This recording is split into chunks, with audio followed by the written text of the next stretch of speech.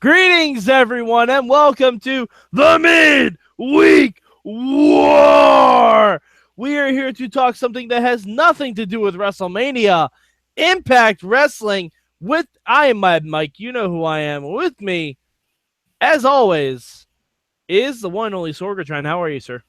I'm ready for Impact Mania. Don't worry, we'll beat that enthusiasm out of you. we will beat that enthusiasm out of you so quickly, Sorg. All right. If you want something, let me just prerequisite. I just want to throw a shout out there because this is something really cool is happening with somebody that's on the TNA roster that I think everybody should check out. Friend of the show, friend of Sorg, DJ Z.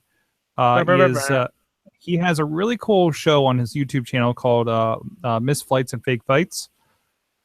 Check it out. I've been chatting with him. There's actually a little bit of footage from the last IWC show in one of the episodes that from some of the stuff I was experimenting with. I actually kicked him our ringside footage so he had better stuff in there because he usually has somebody up in the rafters taking it with like a little shitty cam. So it's really cool because he's got that, a little bit about his lucha training, the sweet haircuts he gets and everything, like this like artist like fucking barber guy he's got up in Chicago. So check it out. Friend of the show. Some really good content. Worth your time. All right, excellent. Mike, you should start reviewing those next. I'm considering it.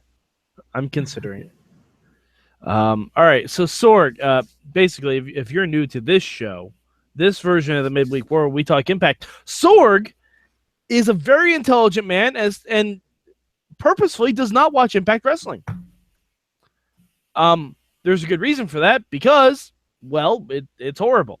But I watch it, and then Sorg and we play a fun little game I like to call Two Truths and a Lie. Hey, keep explaining. I gotta go get something. It's okay. Yeah, I think I know he's getting. Hold on, Mike. Hold on. I'm in the studio. It's okay. Okay. Everything's fine. Everything's fine. All right, Sorg. It's okay. Basically, the way this works is we'll edit this part out later. I come up. Sure, I'm properly. We're not on, but they've gotta. Yeah. We're representing. Fuck that out. Sir.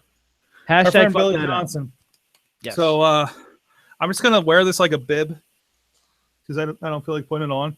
That's fine. So if you're on audio, it's the Revy Hart "Fuck That Owl" shirt. Fuck that owl over my face now. Yes, indeed. It's like I got a little bit of Revy Hart over my face. I'm not even commenting on that. Oh, no, all right. Moving along, Sorg. So the way this works is I come up with 3 facts for Sorg.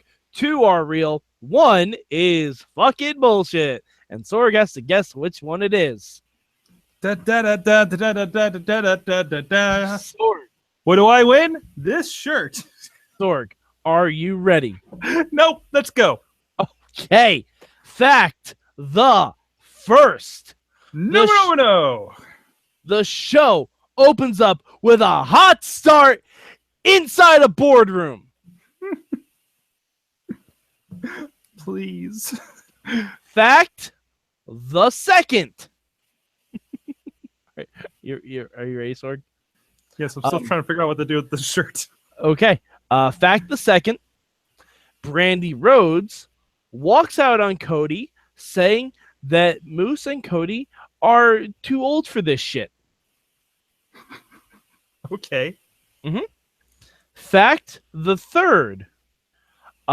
We have a new Sienna has brought a new guy to Impact Wrestling, and everybody knows who he is, and he's a big deal star and went underreported by the dirt sheets. I'm thinking too old for this shit didn't happen. Of course it did, Sorg. Oh. That is true.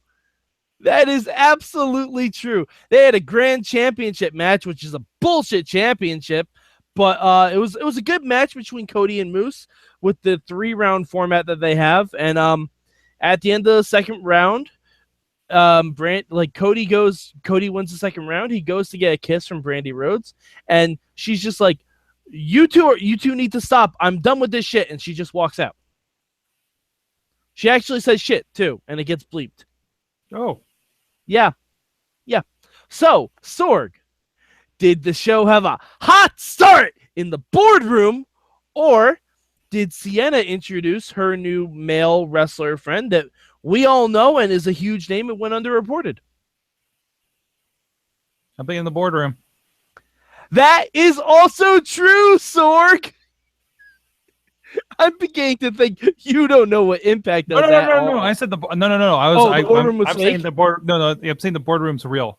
No, it is real. It is real. I'm sorry, I played the game opposite. Okay. I'm playing the game opposite. Oh God, I was gonna say you scared me for a second, Sorg, because I made it pretty obvious. I was so confident that the boardroom happened. Yeah, the and I went the other way. The boardroom is categorically real. This is like the second or third week in a row they've started with a boardroom scene, and it's just a lot of arguing, because apparently Dutch Mantel, Bruce Pritchard, Jeremy Borash, and Josh Matthews were all there, and none of them can actually make decisions. Why? I'm not sure. They have not clarified this yet, but they're all on the creative team. And, oh God, it's a mess. It's a mess. All right, but we did have a segment with Sienna and Karen Jarrett, who I am now calling Double DJ Tanner, because she is married to Double J Jeff Jarrett. So it makes sense in my head, and also puns and boobs. But yeah, she called out, apparently Karen Jarrett has decided that the knockouts have been a little too insane lately. And she called out Sienna because Maria left. So Sienna's the only one who can take the brunt for what Maria did. And Sienna brought out this, her cousin. She's saying it's her cousin. It's a huge dude, walks out to the ring, and Karen is scared. Sienna looks happy, and the announcers are freaking out. Meanwhile, I'm looking. I don't know who the fuck this is. Have absolutely no idea who this guy is. He calls himself KM. I'm like, well, that doesn't tell me who you are, because that doesn't help, because I don't know of any significant KMs in wrestling. Someone from Twitter actually enlightened me as to who he is. He is indie wrestler Kevin Matthews, who apparently did some stuff for Global Force. But yeah, no idea who this guy is. He sure is a guy. And then Braxton Sutter and Alley came out, and they ran KM off, which, by the way, that's a horrible ring name. We need to stop that right now. All right, so Sorg. Sorg? Yes. Are you ready for round 2? Round 2, I am ready. Okay. So, Sorg, fact the first. ODB called herself the 4-time knocked up champion. Okay. Okay. Fact the second. We were introduced to 3 new knockouts without ever really getting their names. Just like a Friday night. I wish. Fact the third. The Knockouts title picture is very, very clear right now. Oh, that's fake as shit. Of course it is, Sorg. Oh, man. So, Rosemary came out, and they're touting her as one of the most dominant knockout champions in history. Sorg, really? Let me Sorg, let me ask you a question. How many times have you heard me talk about Rosemary title defenses? Like once against Jade in that like crazy Monsters Ball match or something. Yeah, that's about right. I think she may have only defended the title like maybe 3 times. But somehow she's held the belt for 5 months. 5 months. Right. Yeah. Okay. So basically she came out. Then she says she retired Gail Kim. I don't remember her doing that. She said she wrecked Brandy Rhodes' life.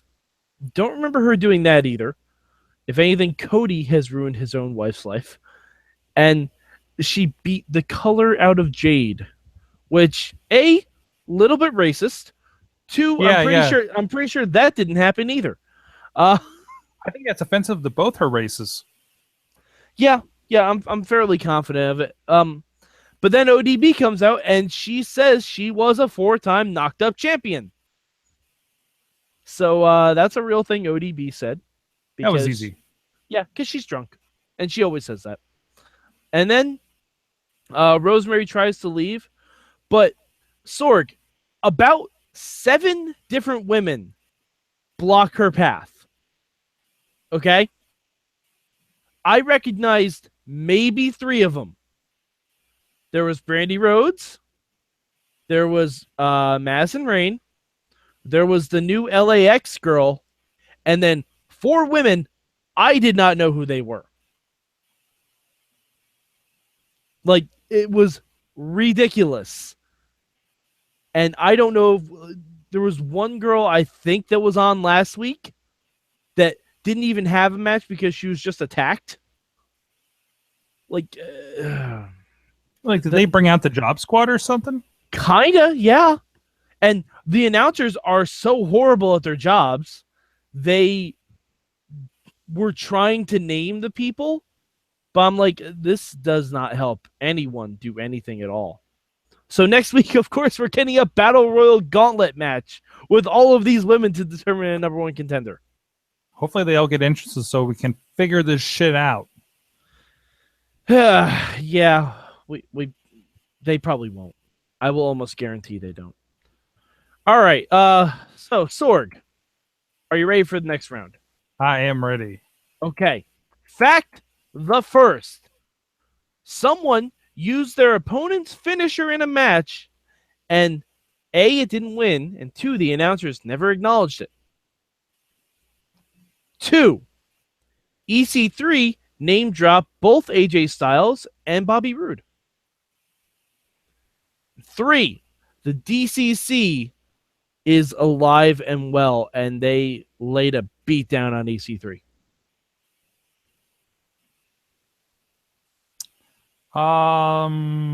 Man, I'm thinking the middle one didn't happen. The name dropping of AJ Styles and Bobby Roode?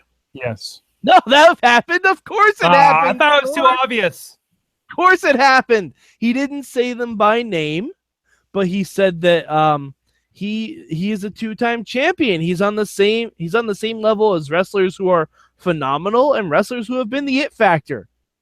So yeah. So did someone use their opponent's finisher and it didn't get them win and it wasn't acknowledged, or did the DCC beat down EC3? The DCC, I can't even say it. They did not beat down EC3. That is correct because I'm pretty sure they are done. Okay. So EC3 came out and he had to apologize to Double DJ Tanner for his actions. And basically James, like EC3 was rattling off lists of 2-time champions. And this brought out James Storm, who was dressed like it was the last hour of one of his friends' weddings. That's great. He was wearing a shirt and tie. I believe it was untucked, and no jacket, no mask, nothing. And he came out and he said, "Hey, you didn't mention my name." And they just had a lovely conversation. And they said that the fans would decide which of them was worthy of a title shot.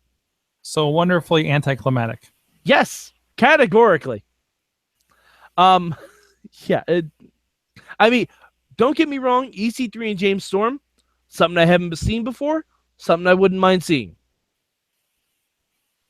I mean, I wouldn't mind seeing it. I dig it. It would be new. It would be something that I'd be okay with. But in the Grand Championship match, Cody Rhodes definitely used Moose's finisher against him, and the announcers were so busy arguing with each other, they didn't even notice it. They didn't even notice it. It was bad. All right. So we have from our chat, Brandon's been hanging out in the chat all night. I know he's on the last show too. So Impact has more women superstars than WWE? No, it doesn't. No. It just not enough acknowledged ones, I guess. I barely knew. Like, all right, and I was gonna save this for one of the facts, but Madison Rayne, when she gets in the ring, she grabs a microphone and she says, "I know who some of you are." She actually says that. Alrighty. She actually says that. I'm like, I don't want to be in a world where I have to like Madison Rayne and Josh Matthews at the same time. Hold on a second. There we go. There we go. Hashtag fuck that Al. Let me just get this shirt, properly. Yep. Okay. All right, Sorg, are you ready? As much as I can be. Okay. So Sorg, fact the first. I more and more ever identify with Laurel Van Ness. Oh, day one, yes. Fact the second. I'm pretty sure they just used a scene from Lucha Underground on their show. Okay. Fact the third. The new tag team champions are thoroughly well defined in individual characteristics and individual gimmicks. That's false as hell because I just saw the tweet that LAX won the championships and they're just random Latino guys. Yeah, that's exactly right, Sorg. I can't even tell you which one's Homicide right now. Homicide didn't even wrestle, Sorg. Oh, okay. All right. Yeah, it's Santana and I hope that's not like a racist comment. It's just no, it's not. They just they have not clarified. It's presentation, not yeah. It's presentation. Like I don't know who the guys individually are in Reno Scum either. It's like if the only reason I know who Garza and Laredo Kid is, one of them has a mask. It's only like all three of them, the crew were Mr. Cisco. I mean, there's something like that. Well, no, it's like if all three members of the crew kept their bandanas on the whole time. Mm. All right, but so the LAX, they have a secret meeting room, which straight up looks like they just stole it from Lucha Underground. It really does. Like they even have a pan shot of what looks like Los Angeles beforehand. And I'm not joking. Why are we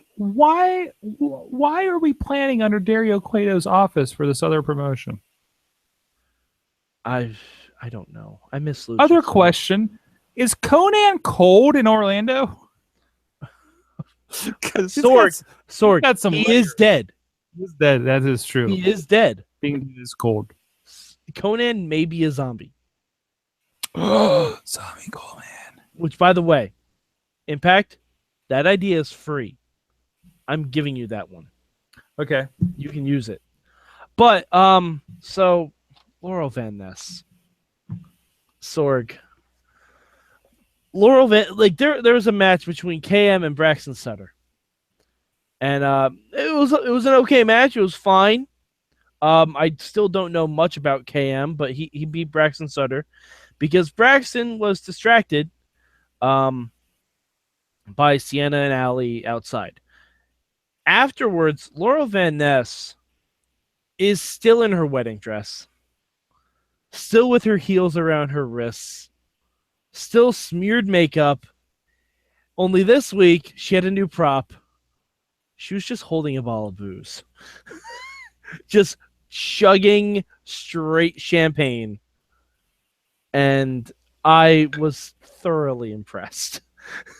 I can't wait for whatever Laurel Van Ness does. I was worried because I was beginning to think she wasn't even going to be on this week, but she definitely was. And I was very excited.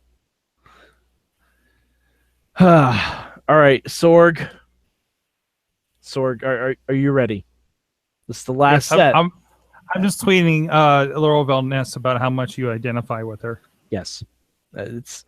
I'm not sure if she'll think that's a compliment, but hi, Rebby. Hi, Rebby Hardy. Hi, Rebby Hardy. Hashtag fuck that Al. I know you're watching. I know you're watching now. Actually, so.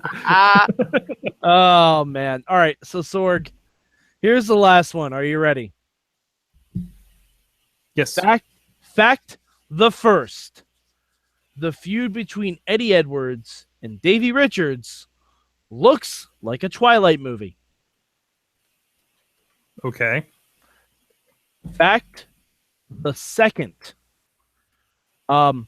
We spent at least 20 minutes of Jeremy Borash and Josh Matthews arguing with each other. Okay. Fact the third.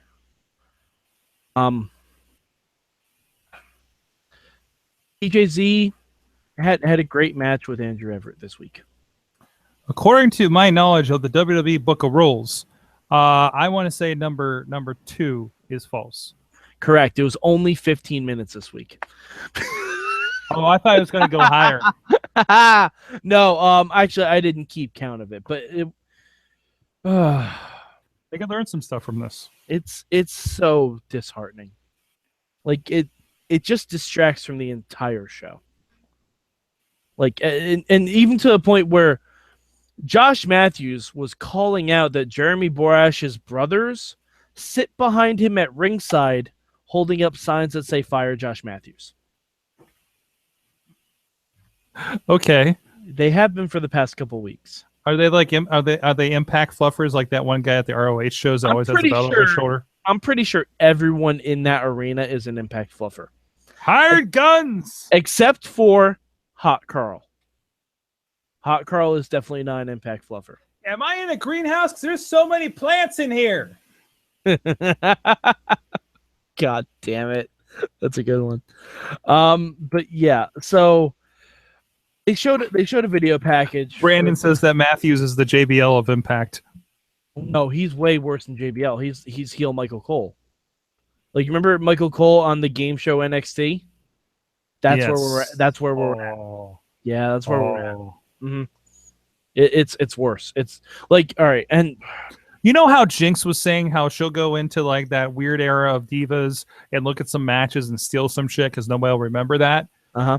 That's what Josh Matthews did. He went and watched that season of NXT. Well, no, Josh Matthews is all right, in keeping with the WrestleMania theme, Josh Matthews, the only WrestleMania he commentated on was the one with Michael Cole versus Jerry Lawler. Yep. Yeah. If we're going to get a Josh box as opposed to a coal mine real soon. And like they even joked or teased, I don't know, threatened. Actually, threatened. That's the word I'm going to use.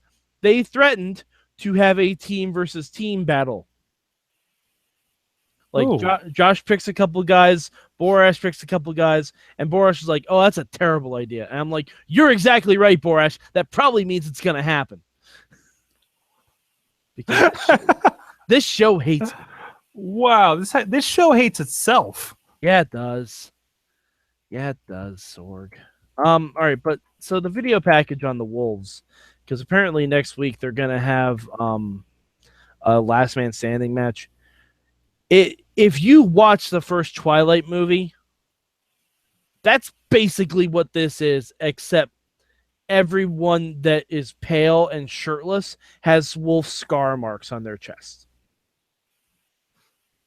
It's really awkward. Like, I highly advise you you find the video package on YouTube. Don't watch the show. By all means, do not watch the show. There's a Broken M out there in the chat room says, I hear they're calling the Wolves the Broken Wolves. Now, fuck that out. Well, the storyline certainly is broken. I will give them that much. True to form. Yep, absolutely. But yeah, it's just horrible. I don't even remember. What was the third fact I told you, Sorg? I don't even. All right, I don't even remember. It was true. It was horrible, most likely. Seriously, the best thing is that... DJZ, yes, correct. DJZ and Andrew Everett did have a really good match. The only thing, I don't think they know how to tell stories over there at Impact. Mm-hmm. I know this is shocking. Telling a story in the ring. Yes, ish. For the most part, they are. Like the Cody and Moose match is actually really good. They told a really fun story. I enjoyed that part. The Andrew Everett DJZ match was good too. But they're telling a story outside of the ring that is not happening, because they said something to the effect of Shane Helms putting up a bunch of roadblocks for Andrew Everett, before he can get a title match. Yeah, that's never been a thing. That's never been a thing, and I have no idea why that would be a thing. But and apparently Andrew Everett, they call him the Skywalker, and I wonder if Andrew Everett has any sisters. Anyway, I hope that's a precursor to them doing Elevation X again. oh God, no, we don't need more. Night of the Skywalkers. The Night of the Skywalkers. That is the title for Star Wars Episode 9. Anyway, Sorg, do you have any questions about Impact this week? None that don't have explanatives in them. Okay. I'm not even sure that's a word, but fine, we'll go with it. All right, so my ranking for Impact this week, it's number 3, very clearly. There are some good things on it. The EC3 James Storm segment's really good. If you want to watch that, that's a good interview segment. The matches are good. You know, the 4-way tag team match was good. The KM Braxton Sarah match was fine, but again, it's just everything in between just is such a detriment to the show. But yeah, so Sorg, where can the good people of the internet find you? Wearing t-shirts as hats over here in the ghetto. Okay. That is Impact Wrestling. Hashtag fuck that owl. You can find me at MadMike4883 on the Twitter machine. You can also hit us up at Mayhem Show. Follow the hashtag MM. I live tweet Impact every week, so I make sure I don't smash my head through the laptop. And to those of you who do respond, thank you very much. You know who you are. And also, please, if you want to be hyped for WrestleMania is this weekend. Please check out my YouTube videos, 32 Manias with Mike. I watched over 111 hours of WrestleMania, so you don't have to. And I did a podcast review on every single one of them. All right, so for Sorgatron, who is currently hashtag fucking that owl, I am Mad Mike. We will see you next week on the Midweek War.